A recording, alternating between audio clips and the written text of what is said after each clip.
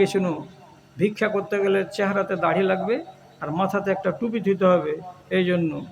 তাহলে দাড়িটাকে ব্যবহার করছে নিজের পেট চালাবার জন্য। কত বড় নালায়েক! একবেলা মেয়ে ছেলে দেখবেন, একবেলা বেটি ছেলে দেখবেন, আছে নাকি জি পালার হতে যে মেয়ে ছেলে আছে নাকি, ওই একাদ্রা হয়তো আছে, কোনটাও শুনে কিছু বুঝতে পারবে না ওরা অতটা। কিছু কিছু মেয়ে ছেলেকে দেখবেন পাকা ছুঁচকি, এক নম্বরের লম্পট।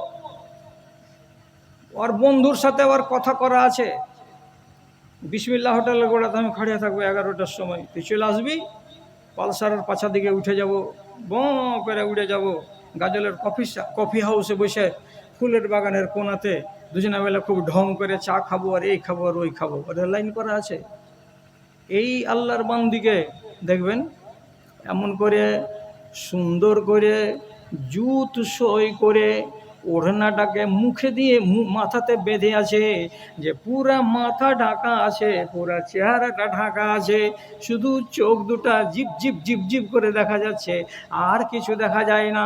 বাকি শরীরটাতে সালোয়ার কামিজ আছে, আপনি বলতেও পারবেন না এটা সর্দারের বেটি না এটা মাস্টারের বেটি। যাতে ওকে চিনতে না পারা যায় তার জন্য বুরকার মানে হলো কি পর্দা, আর ওড়নির মানে হলো পর্দা। পর্দা করেছে কিসের জন্য? হারাম কাজ করবে তো লোকে যেন জানতে না পারে তার জন্য। এখন বাড়ি থেকে বেরিয়ে যদি আসে, কোনটা গেলি? প্রাইভেটের স্যারের কাছে কেন গে মা?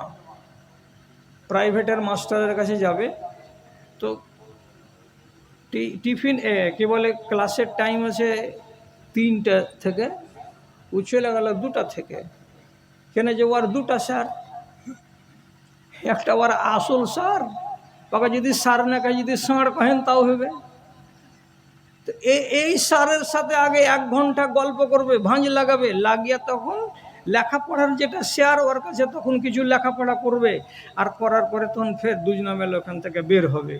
এমনই পচা লাইন ঘাট করা আছে।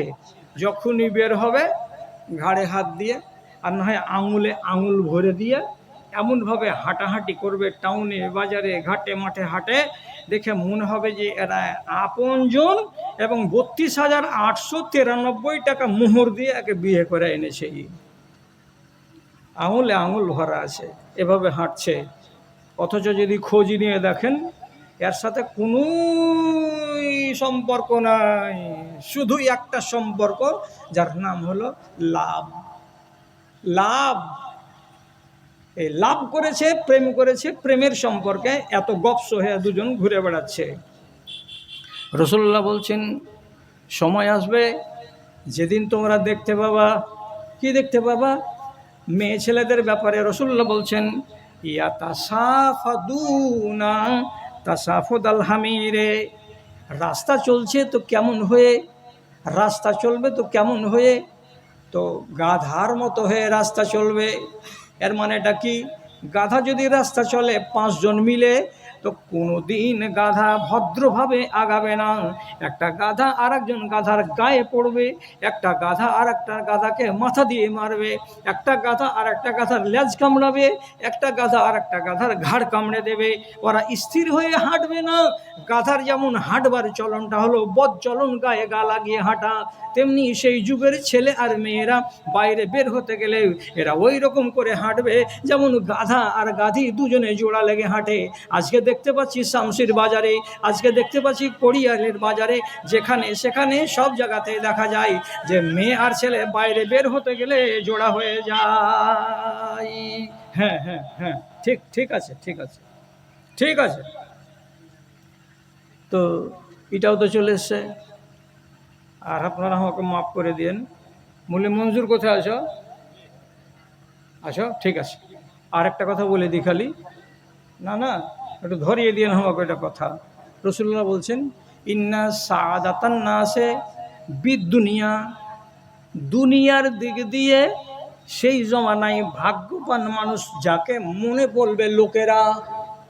দুনিয়াতে মানুষ যেই লোকগুলোকে সুখী লোক বলবে এবং ভাগ্যবান লোক বলবে। তারা কারা? তো রাসূলুল্লাহ বলছেন লোকা গুনে লোকা, যেটা লোক কি হবে, তো ছোট লোকের বেটা ছোট লোক, যেটা হবে অভদ্র লোকের বেটা অভদ্র, যেটা ন্যাংটার বেটা ন্যাংটা, ন্যাংটার বেটা ন্যাংটাকে, ছোট লোকের বেটা ছোট লোককে যেদিন মানুষেরা কি ধরে নিবে, এটাই হলো সবচাইতে বড় ভাগ্যবান। কি মানে? কি মানে হলো জানেন? যার বাপ বিড়ি খেত তো কি না খেতে পারত না, এরা খেয়েছে তো একটু দিয়েছে, তো যে খাইবে ও তো ফের দাতা কম লয়, আরও 4-5 টান হইবে, না টেনে বুঝলে ধর এখানে খা। তো যার বাপ চেহে বিড়ি খেত, ওরই বেটা কেমন করে মুম্বাই গুজরাট দিল্লি খেটে খুঁটে বড় লোক হয়ে গেছে, আর বড় লোক হয়ে গিয়ে 3 তলা বাড়ি হয়ে গেছে। যার কোনো পরিচয় নাই, যার কোনো পরিচিতি নাই, যার কোনো শিক্ষা নাই, যার কোনো দীক্ষা নাই, এমন একটা জাহেল, এমন একটা মূর্খ, এমন একটা অবলা, এইরকম মানুষ যদি বড় লোক হয়ে যায়, 2 তলা বাড়ি হয়ে যায়, 3 তলা বাড়ি হয়ে যায়, আর গ্রামের লোকেরা যদি তার বাড়ির দিকে তাকায় আর মনে মনে বলে এটা হলো সবচাইতে সুখী মানুষ, রাসূলুল্লাহ বলছেন ঠ্যাঁঠার বেটা ঠ্যাঁঠা যেদিন বড় লোক হয়ে যাবে, জানতে হবে কিয়ামত কাছে চলে এসেছে।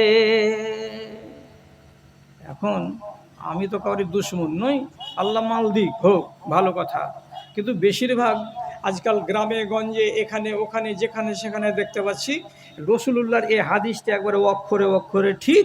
যার বাপ চাষারা খেতে পেত না, তার বেটারা কেমন করে টাকাওয়ালা দিল্লি বোম্বাই খেটে এসে টাইলস বসানো বাড়ি, পায়খানার ঘরে যদি জীবনে কোনো দিন আপনাকে একবার 5 মিনিটের লেগে বসতে দেয়, তা হাত দিয়ে ময়লা ছুটাতে হবে না, এমন নল লাগা আছে, খালি পাছাতে ভিড়াবেন, সব ময়লাকে খুঁড়ে নামিয়ে দেবে আপনার। কত বড় লোক হয়েছে, আল্লাহু আকবার। তাহলে এগুলো জিনিসকে রাসূলুল্লাহ বলছেন একটা করে দুনিয়াতে যখন ঘটতে শুরু করে দেবে, তখন জেনে নিতে হবে যে কিয়ামত কাছে চলে আসছে। তাহলে এবার আমি বলি কথাটা কি, কণ্ঠ আমার ক্ষীণ হয়ে এলো, অবশ হইল পা, শত হাঁক দিলেও অচেতন জাতি চেতন হইল না, ধর্মের গলে চলিতেছে ছুরি, মুমিন কাঁদিছে দুঃখে, কোরআন হাদিস কাফনে মুড়িয়া কুমিন হাসিছে সুখে, দানবের রোগ ধরেছে মানব কোনো লজ্জা হইল না, শত হাঁক দিলেও অচেতন জাতি কেউ চেতন হইল না রে, কেউ চেতন হইল না। ওয়াজ করা শেষ করে দিলাম। রাসূলুল্লাহ একটা কথা বলেছেন, ঈমান মদিনা থেকে বেরিয়েছিল, মদিনা থেকে বেরিয়ে পাকিস্তান এলো, ভারত এলো, বাংলাদেশ গেল, ইন্দোনেশিয়া গেল, মালয়েশিয়া গেল, ফিলিপাইন গেল, অস্ট্রেলিয়া গেল, নিউজিল্যান্ড গেল, জাপানে গেল, আমেরিকা গেল, আর এদিকে কেপটাউন দক্ষিণ আফ্রিকাতে গেল, সারা দুনিয়াতে গেল। কোনখান থেকে বের হয়েছিল ভাই? মদিনা থেকে। রাসূলুল্লাহ কি বলছেন, একটা সময় যখন আসবে ঈমান উল্টা সফর শুরু করবে, তার মানে কি হাঁটতে শুরু করবে মদিনার দিকে। নিউজিল্যান্ডে ঈমান থাকবে না, ইন্দোনেশিয়াতে ঈমান থাকবে না, বাংলাদেশে ঈমান থাকবে না, ভারতে ঈমান থাকবে না, পাকিস্তানে ঈমান থাকবে না, সব মুসলমানেরা কি হয়ে যাবে? ঈমান হারা হয়ে যাবে। ঈমান কোথায় চলে যাবে? রাসূলুল্লাহ বলছেন আবার ঘুরে ঈমান মদিনা থেকে এসেছিল মদিনায় চলে যাবে। সারা দেশগুলো, সব যে মানুষগুলো থাকবে তারা কি হবে? সব বেঈমান, সব বেঈমান, সব বেঈমান। যখন আল্লাহ কথাটা উঠে যাবে, সেদিনই রব্বুল আলামিন বলছেন কিয়ামত কায়েম করে দাও। অনেক কথা বললাম, আরও কিছু কথা বলার ছিল, কিন্তু রাত অনেক হয়ে যাচ্ছে। বড় বড় জালসা তো 11:30টা টিকে না। আর আজ কেমন করে যে আমার দাদরটি, আমার ভাই কটা আমার কথা রেখে নিয়েছে যে এখন 12টা হয়ে গেছে, 50 হতে চললো, 11টা আপনারা আছেন।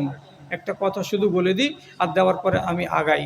কথাটা হলো এই, জান্নাত শুধু খুঁজছেন নমাজ পড়ে, রোজা করে, দান করে, খায়রাত করে, এর বাহিরে কি জান্নাত নেই? জান্নাত পেতে গেলে 35টা কাজ আছে, 35 রকমের কাজ আছে। যদি আপনি একটাকে ধরতে পারেন, তা আল্লাহ তাআলা জান্নাতটাকে সুগম করে দিবেন আপনার জন্য। তো 35টা যে সিঁড়ি আছে, সিঁড়িগুলোকে দেখবেন, সিঁড়িগুলোকে জানবেন। যদি জানার থাকে তাহলে কথা হলো এই, আপনি ওখান থেকে উঠেন। 1 নম্বর আরজি, আমি দূরের মানুষ, আপনার কাছে অল্প করে হলেও একটু কিছু নিব, 10 টাকা দেন, 20 দেন, 100 দেন। আমি একটু গুনাহগার মানুষ, আপনার জন্য একটু দোয়া করব। আর টাকাটা আমাকে দিয়ে আপনি এখান থেকে যখন হাঁটা দিবেন তখন একখানা কিতাব আপনাকে দিব, কিতাবটা নেন। কিতাবটার নাম হলো জান্নাতে যাওয়ার উপায়। জান্নাতে যাওয়ার উপায়। 100 পাতার বই, আপনাকে 30 টাকাতে দিব, 3টা চা। যদি নিজের বাল বাচ্চাকে ছেলেপিলাকে পড়িয়ে একটু জ্ঞানী করতে চাহেন তো নিয়ে নেন এইখান থেকে একখানা কিতাব। প্রথমে কে আসবেন? যিনি আমাকে 100টা টাকা দিবেন মাদ্রাসার নামে। আল্লাহর ওয়াস্তে পালিয়ে যায়। এই মৌলভী মঞ্জুর, যদি কোনো দাদা চাই যে আমার বাড়িতে বেটি বেটা আছে, কেউ শিখবে, 35টা জান্নাতে যাওয়ার সিঁড়ি যদি জানার ইচ্ছা থাকে তো একখানা কিতাবগুলো নিবে, তুমি দিয়ে দাও। আর পহিলা নম্বর দান কি আসছে? মাশা আল্লাহ, আল্লাহুম্মা আইয়িদহু বিল ইলমি ওয়াল হিলমি ওয়া যায়্যিনহু বিল ঈমানি ওয়াত তাকওয়া ওয়া লা তুআররিজহু বিল ফিতানি ইয়া রাব্বাল আলামিন। আরেকজন ভাই আমার 100 টাকা দিয়েছেন। তো এই 100 করে টাকাগুলো, যতটি লোক আপনারা আছেন, আপনারাকে কি বললাম, 10টা টাকা হলেও দেন, 10টা টাকা হলেও দেন। মাশা আল্লাহ, আমার ভাইজান 500 টাকা দিয়েছেন। একটু উঠেন, ওই যে ওই যে ওই যে ওই যে তুমি খাড়া হও না, যে তোমাকে দেখতে পাই না, যে তোমার আদেশে দিন চলে যায়। আমার দাদা 200 টাকা দান করেছেন। আল্লাহুম্মা সাল্লি আলাইহি আল্লাহুম্মা বারিক আলাইহি। পরওয়ারদিগার আলম যে আশায় দান দিয়েছে আল্লাহ তার আশাকে পূরণ করো, তার আহলায়ালকে সুখে রাখো, শান্তিতে রাখো। রব্বানা তাকাব্বাল মিন্না ইন্নাকা আনতাস সামিউল আলিম। আমিন আমিন বিরহমাতিকা ইয়া আরহামার রাহিমিন। আরেকজন 200 টাকা দান কবুল করো, পাক সুবহান, মিটাও মনের আরমান। আড়ালে আড়ালে মা খালারা যদি থেকে থাকেন, টাকা পয়সা অনেক বরবাদ করেছেন জীবনে, রমজান মাসে একটু বসে যে পড়বেন, 2টা কথা দিনের যে শিখবেন, তার জন্য তো অত দূর থেকে নিয়ে এসেছি কিতাবখানা। 30টা টাকাকে খুব ভারী মনে করে যদি পালিয়ে যান তো কথাটা কেমন হবে? ধর্মকে কি শিখবেন না? নমাজ রোজার পদ্ধতিকে বাদ দিয়ে তারপরে যে আরও আছে সেগুলো কি আপনাকে শিখতে হবে না? একটু শেখার চেষ্টা করেন। আলহামদুলিল্লাহ। আরেকজন ভাই দিয়েছেন 500 টাকা, আরেকজন ভাই দিয়েছেন 100 টাকা দান কবুল করো, পাক সুবহান, আমিন। একদম 5 মিনিটের ভেতরে শেষ করেন, 5 মিনিটে। আলহামদুলিল্লাহ, মাশাআল্লাহ। আমার ভাই যেটা পেরেছেন সেটাই দিয়েছেন দান কবুল করা তুমি, পাক সুবহান, মিটাদা দান মুনারমান। তাদের কেউ যদি থেকে থাকে কবরেতে তোরা নিবে তুমি নিজের রহমতে।